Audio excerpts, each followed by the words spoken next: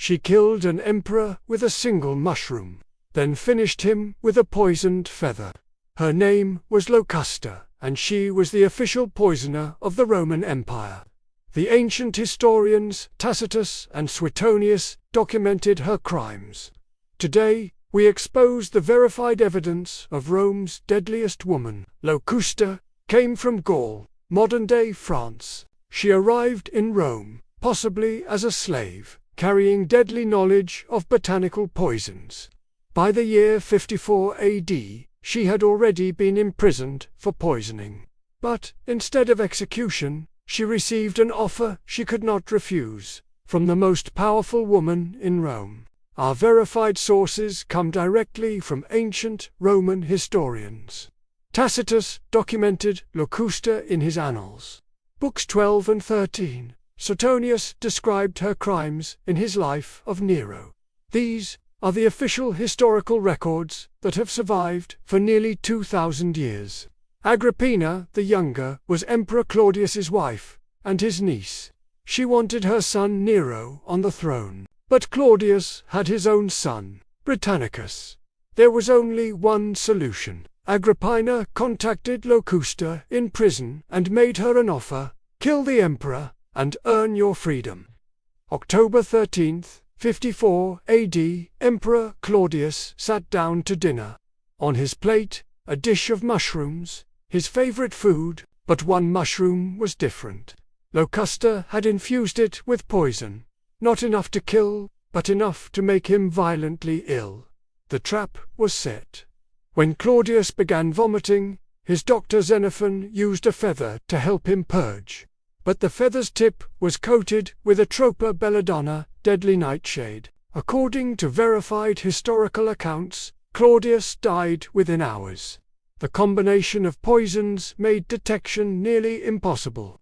With Claudius dead, 16-year-old Nero became emperor. He later joked that mushrooms were the food of the gods because eating them had made Claudius a god through death.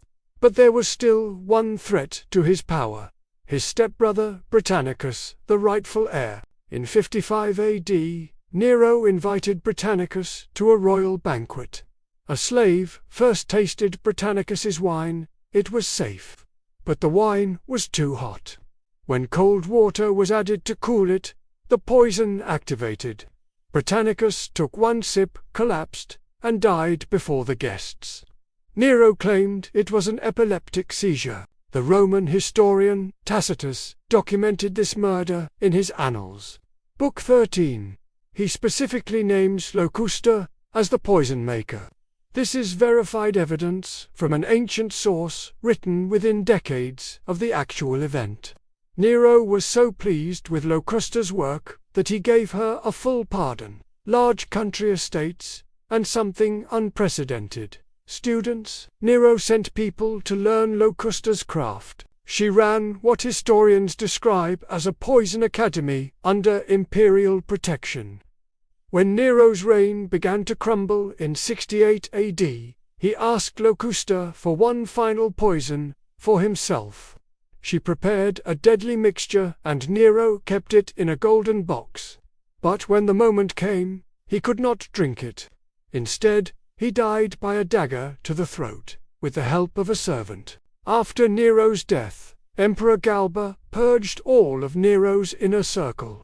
According to Suetonius and Cassius, Locusta was led through the streets of Rome in chains and publicly executed in 69 AD. Her poison academy was destroyed, her students scattered.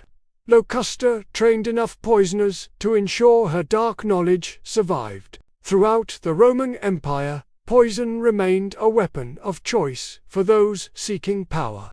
Her methods, using botanical toxins, disguising tastes, and exploiting medical procedures, influenced assassinations for centuries. Was Locusta a victim of powerful Romans who used her skills? Or was she a willing serial killer who enjoyed her craft? The ancient sources written by men saw her as a monster.